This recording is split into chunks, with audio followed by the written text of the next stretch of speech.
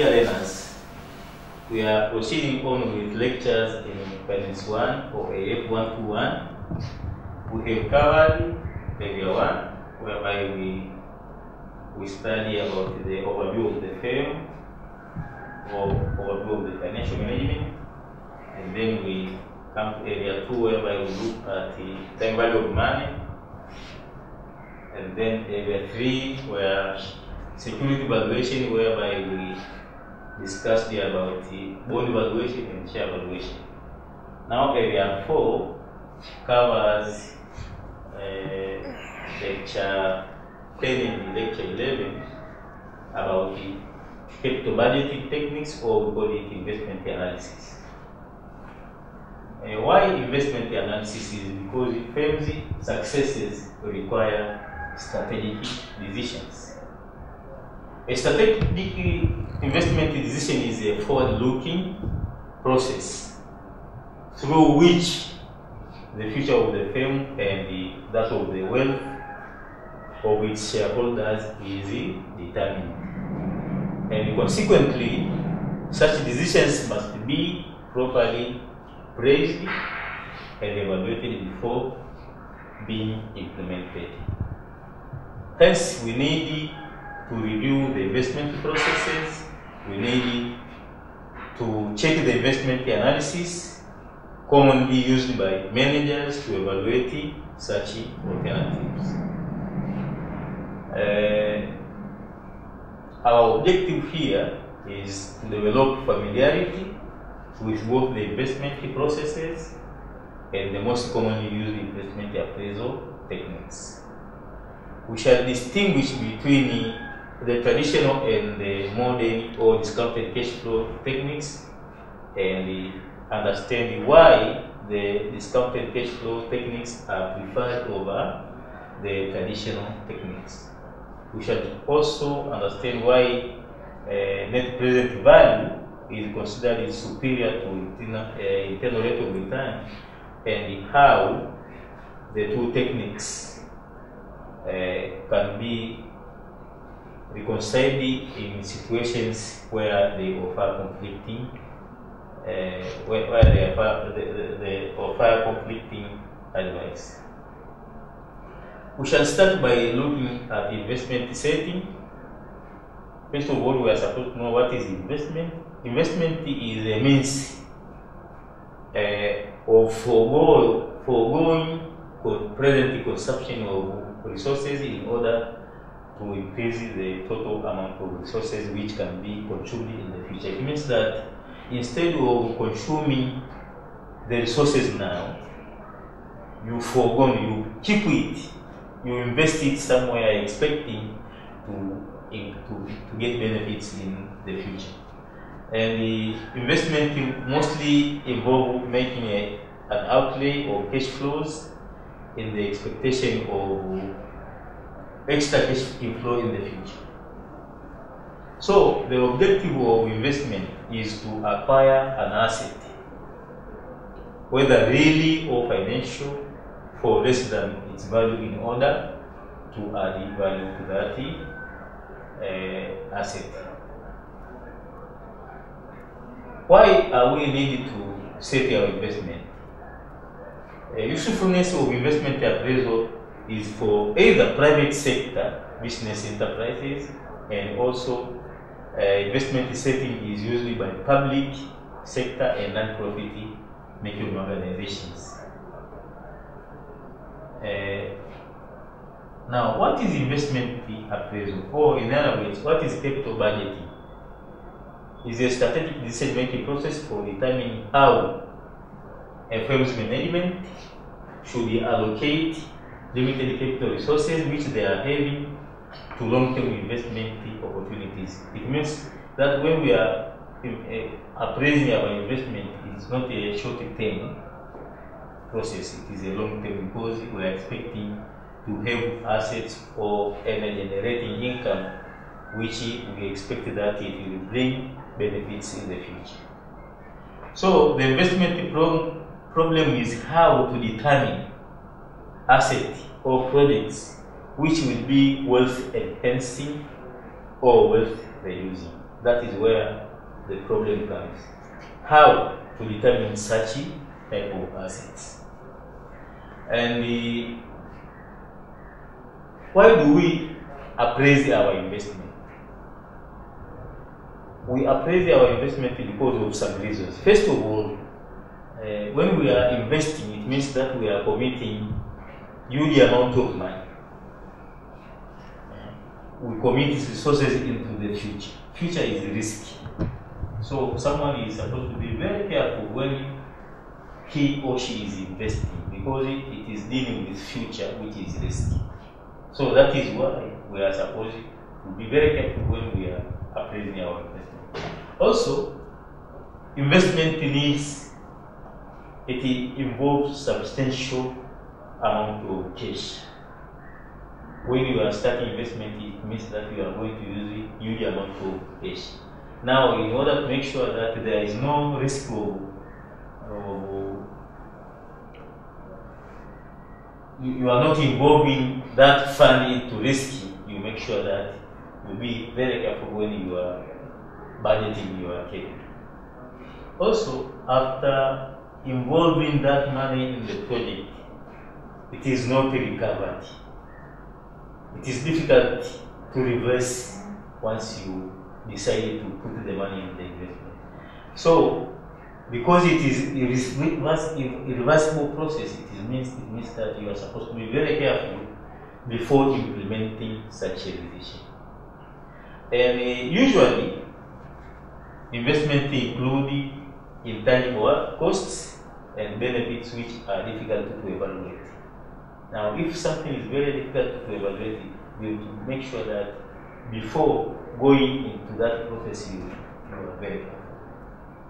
And lastly, is that the investment requires approval by higher organs within the organization. So, if you have to get approved, and after sometimes there is a failure, it means the authority will not be in a good position, because you didn't evaluate well before getting that authority. So that is why we are supposed to be very careful when we are investing. We are making the investment decision. Now, investment appraisal has some processes. First, we start with proposal process. We generate a proposal, and then we review that proposal and we evaluate it. Then it go to decision making. So it go to higher authority for decision making, and after approval, we put implementation on the process. We make up a follow-up and control, and after that, then last part is post-implementation audit to make sure that the implementation is going on well and there is a good process. Investment analysis requires identification and evaluation of relevant cash flows, known as incremental cash flows. Here we are looking at the cost and benefits which will change in the future, because you incur some cost and expecting that in the future you are going to get profit, but there are some changes such as the inflation or a certain environment which is going to make the change. Also, when we are investment analysis requires taking a decision based on the value of such cash flow at the time of decision, based on predetermined criteria or rules. So, each investment decision technique require a criteria or a rule which helps in making decision. There are some type of cash flows which are usually in capital appraising techniques. We have capital items such as the initial costs or initial outlays. We have costs necessary to make the equipment operation, that is capital items. Also, we have revenue items such as the day-to-day recurring costs and benefits. We have running costs and benefits also, which are within that area of the investment. We have incidental costs and benefits. We have also opportunity costs. That are the costs and benefits which accrue from investment. We have two to three types of investment, but here we are going to look at two. We have independent projects. These are projects which we can have three projects running at a time. Each one is running independently. But also we have mutually exclusive projects, and these are projects which, because of the fund we are having, we are not able to run all of them. So the management or the financial manager is supposed to pinpoint which project to undergo and which one to live with until further notice. So mutually exclusive projects are the project which the acceptance of one eliminates the chance of accepting the rest. The projects are substitutes for each other. So instead of taking this, you take this. That is what we call it mutually projects. And these projects fulfill the same function. Also, they provide the same solution, and also they compete for limited funds. We have two types of techniques to appraise the projects. We have traditional techniques and we have traditional is known as non-discounted cash flow techniques. Here we have two types of methods. We have payback period and we have accounting rate of return. And we have also another type of technique, we call it discounted cash flows technique. Here we have three methods. We have net present value method, we have internal rate of return, and we have profitability index.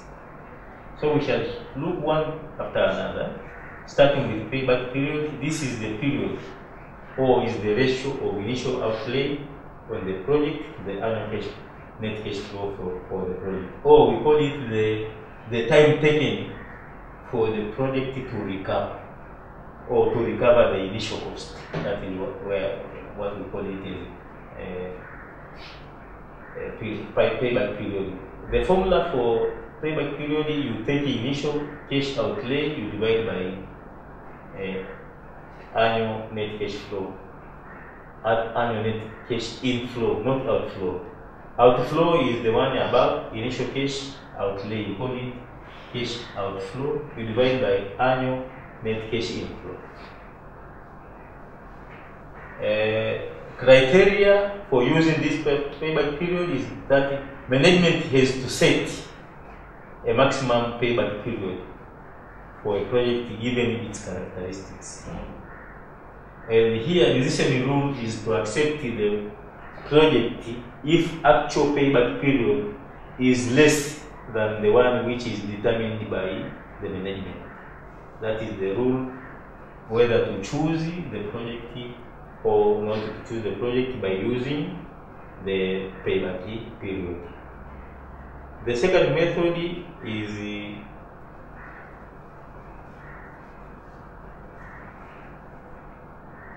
accounting rate of return. Accounting rate of return is also known as return on investment or return on capital employed. So ARR can be compared to return on investment, ROI or ROCE. And this is the ratio of accounting profit to investment in project as expressed in percentage. So you take the ratio between accounting profit and the investment. That is how we calculate and the accounting profit can be obtained by average accounting profit, where the investment in this particular part is known as initial outlay. You sum up with the residual value and you divide by 2 to get what is called the investment. So there are some advantages and disadvantages. For example, for the payback period, the most advantage is its simplicity in operation. It is very simple to calculate, and also it recovers the first part of the project. So it is a very good sensitive of risk, because the payback period does not prefer the projects which it takes long time to recover the project. But the disadvantage of it is that it considers only projects the part after recovering the initial amount. It does not look at the cash flow after recovery. That is one of the disadvantages of payback period. Also, it does not consider time value of money. It doesn't consider risk. But also for accounting rate of return, there are some advantages and disadvantages. For example, one of the advantages is that it uses profit, which is easy to obtain. But the most disadvantage part of it is that profit is ambiguous. We don't know whether it is the profit before tax or profit after tax, or it is average profit. So because of the ambiguity of the word profit, it means that that is a disadvantage. Also, dealing with the profit is not good, because the profit can be manipulated in one way or another. So the technique which deals with cash flows is better than the one which is mainly dealing with only profits. That is the disadvantage of these techniques. So there are variants of this accounting rate of return. We have accounting rate of return obtained by profit for the year divided by asset book value at start of the year times 100. Or we have another variant of accounting rate of return whereby we take average annual profit, we divide by initial capital employed times 100. That is another variant. But also we have another variant of accounting rate of return whereby you take average annual profit, we divide by average capital employed. So depending on what data are you given, you can use any one of those two variants. Decision rule, when you are using account rate of return, decision rule which we normally use, it means that you have to take accounting rate of return which is greater than the one which is set by the management. So we accepted the project if the actual accounting rate of return obtained is greater than the minimum required rate of return which is set by the management, or we call it hurdle rate. Otherwise, if that is not the case, you reject the project. So that is all about the non-discounted cash flow, or we call it the traditional method. But we have discounted cash flow, whereby we have 3 techniques. We have net present value. Net present value is the difference between the present value of future cash flows and the present value of the initial outlay. It means here that in order to calculate for NPV,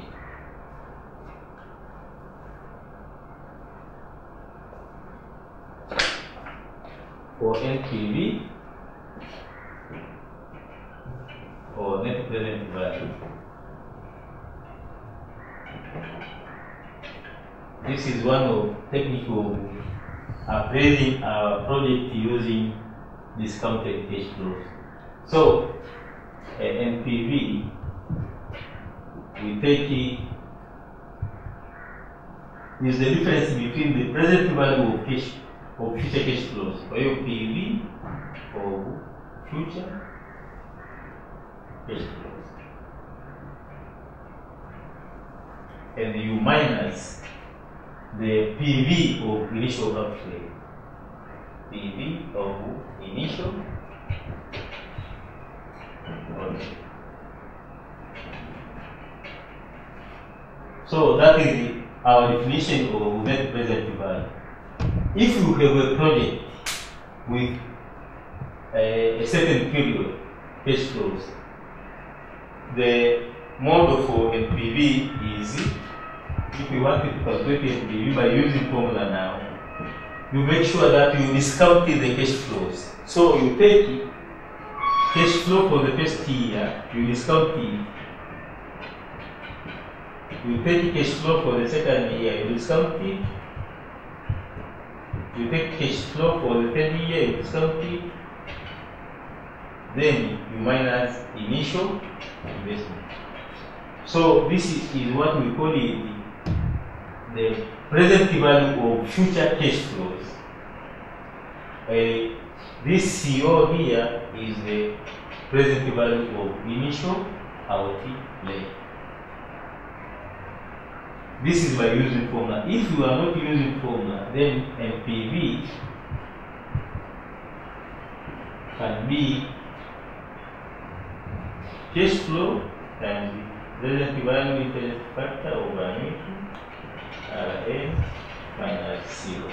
So it depends whether you are given annuity value or you are given different cash flow for different years. You can use it. If you are given annuity value, you can use the table. You read this value in the table, or you can use this value. Also, you prepare a table and you discount each value by each year. So that is how we calculate using NPV.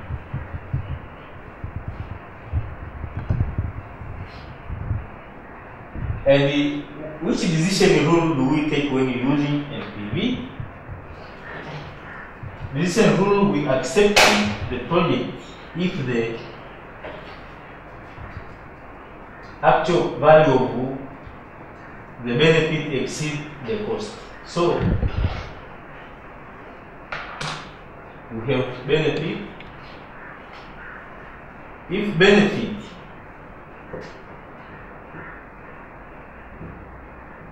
minus cost, you get a positive value, then you will accept the project.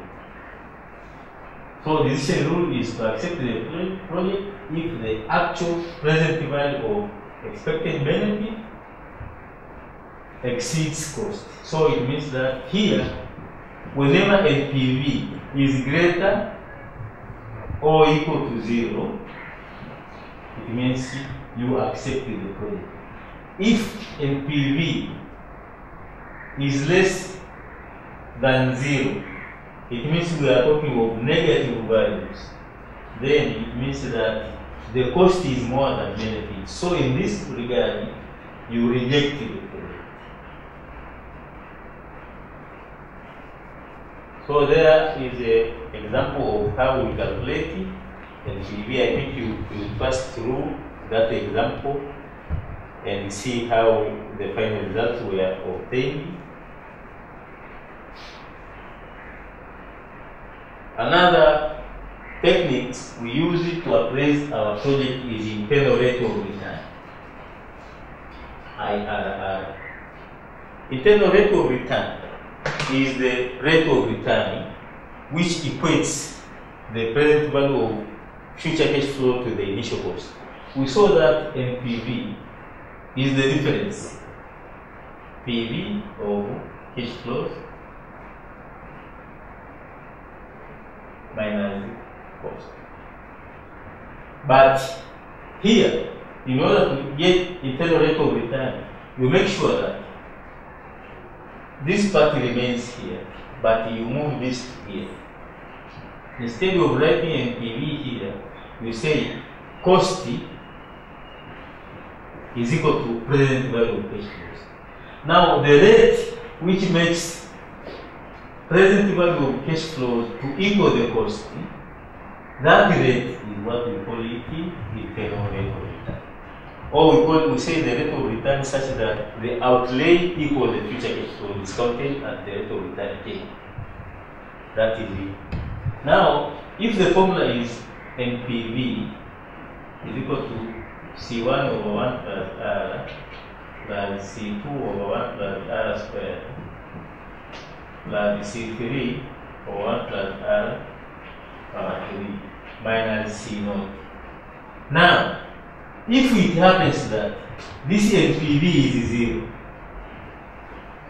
the rate which will make NPV to be 0 here, this rate is what we call it IRR.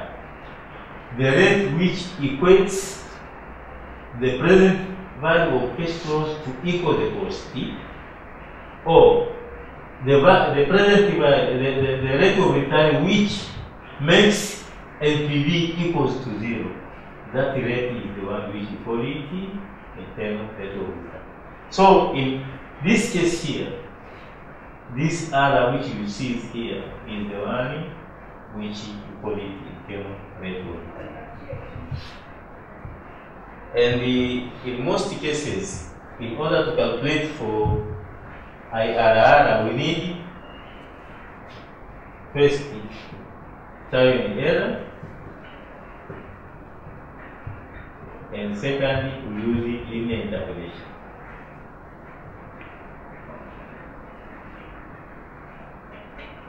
So, in capital appraising, internal rate of return is almost equal to yield to maturity in bond calculation. We use the same formula. The formula which we use to calculate yield to maturity is almost the same as the formula which we are supposed to use when we are calculating internal rate of return. Decision rule using internal rate of return, we accept the project if internal rate of return is greater than the investor's required rate of return given. We have an example here. A project costed 16,000 and is expected to generate cash inflow of 80,000 and 7,000 and 6,000 at the end of each year for 3 years. What is the project's internal rate of return? Here, because the calculating IRR is a problematic problem, it is better for us to look at least for one example here. A project costing 16,000 and is expected to generate cash inflows of 80, 7 and 60 at the end of each year for 3 years. So it means that initial cost C0 is equal to 16,000, C1, C2, C3. So C1 is equal to 8,000, C2 is 7,000, C3 is how much? Is 6,000. And you are also given that what is another thing you are given? N is equal to 3 years. What are you asked to find is IRR or R. What is IRR or what is R? So the first thing here is to make sure that you first step trial and error.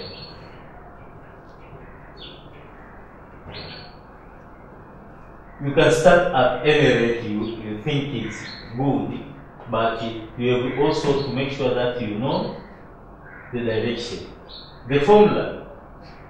What is the formula for calculating internal rate of return? We say that IRR is equal to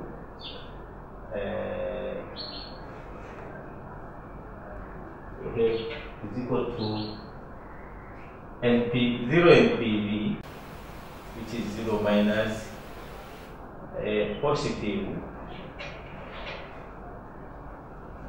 sorry,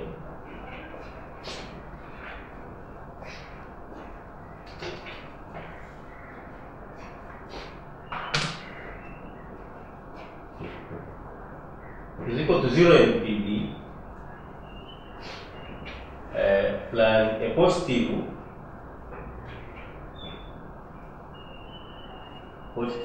NPV to divide by positive NPV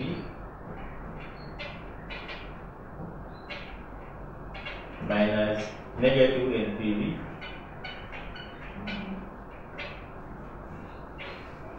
times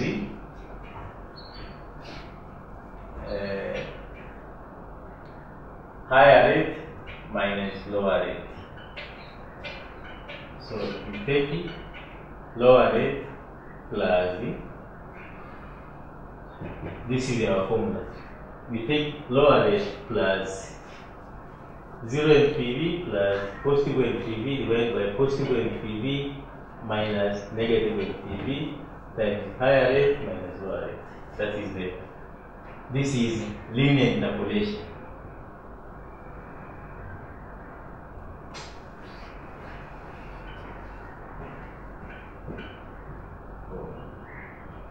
So our first step is to know how to get positive NPV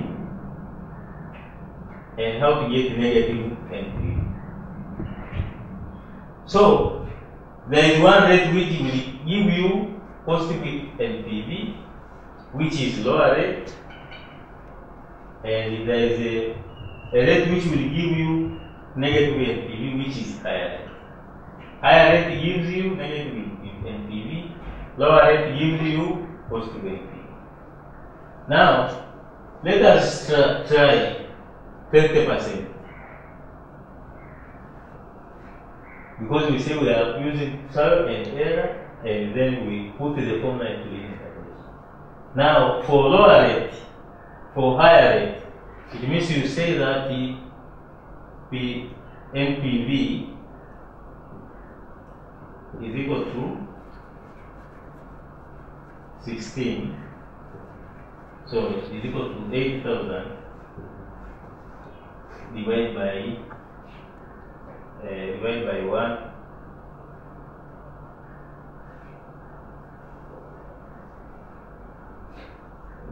The rate we are using here is 20, 1 plus 0.20 by using the first case flow. The second is 7,000 divided by 1 plus 0.20 power 2. The third is 6,000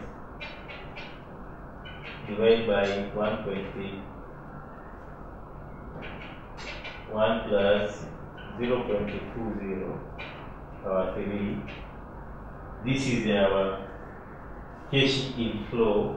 You minus this 16, which is our initial investment. Now, if you calculate, you get NPV is equal to negative 1,000. So, by using 20%, you get a negative NPV. It means higher rate, which is 20%, will give you negative NPV, which is 1,000. Now, we are supposed to look for another rate, which will give us positive. Now, by using trial and error, we can try, if we use 20, you get negative 1,000. You can use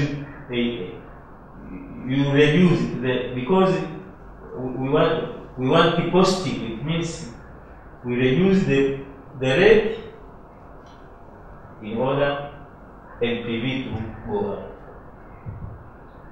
So let us try 15%.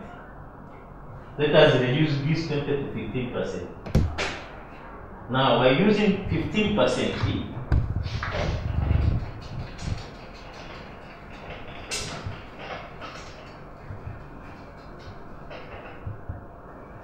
by using 15%, it means that we say NPV is equal to, by using 15%, is equal to 80,000 divided by 1 plus 0.15 plus 7,000 or 1 plus 0.15 squared plus 6,000 over 1 plus 0.15 power 3 minus 16.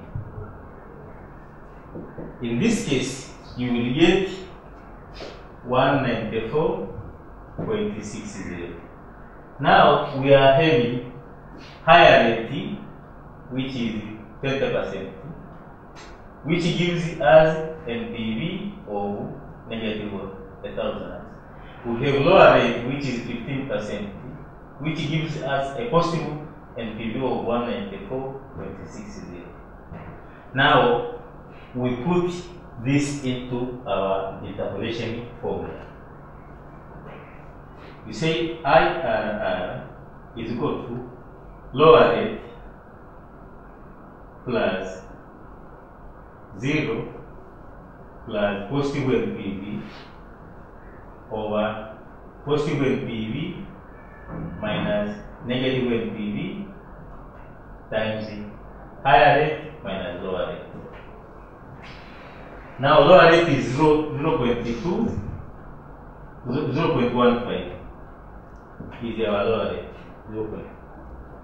Plus 0 plus positive NPV is 194.26 divided by negative positive NPV 194.26. Now negative times negative comes positive, so we plug 1,000 all times 0.20 minus 0.15. If you calculate this, you will get 15.8%.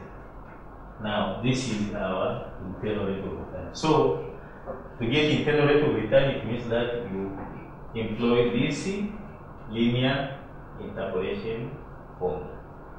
So there is a decision rule using internal rate of return. It depends on the investor's required rate of return. As we saw, you take we take the project when or where internal rate of return is greater than the return which is set by the management. There are some problems with the internal rate of return. One of them is different cash flow profile, also different size and scale of project can be also a problem with the internal rate of return. And also there is sometimes multiple rates of return, which makes it to be not fair to use. Another and the last discounted cash flow technique is profitability index, or they usually call it benefit cost ratio. That is one of the techniques, discounted cash flow techniques. This is the ratio of present value of benefits to initial cash flows. So it means that when you take present value of benefits, you divide by present value of initial outlay, you get what is called profitability index. Decision rule which we use using this profitability index, it means that we accept the project if profitability index is greater than 1. So because we say that profitability index is equal to the ratio of present value of inflows divided by present value of outflows.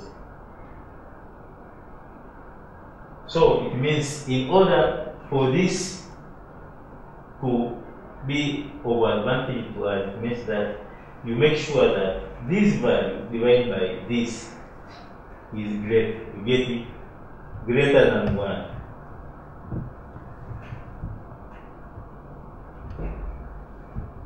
When sometimes the present value of inflow is divided by present value of outflow is equal to 1, you are at a position either to reject or to accept. But if the value is greater than 1, it means you accept the project. So there are some advantages and disadvantages of each technique. You go there and you read in your material. There are some advantages and there are some disadvantages which are used there. There are advantages and disadvantages which are used to value. So those are the techniques which we use to appraise our investment. We have that traditional techniques which we use payback period or account rate of return, and we can also use discounted cash flow techniques whereby we shall use net present value technique NPV, or we use internal rate of return, or we use profitability index. Now each technique has advantages and disadvantages. Now in our lecture notes, you can go and read the advantage of each of the technique and the disadvantage of each techniques. There are also some solved examples. Go through each example thoroughly, and you will see how to appraise techniques, how different questions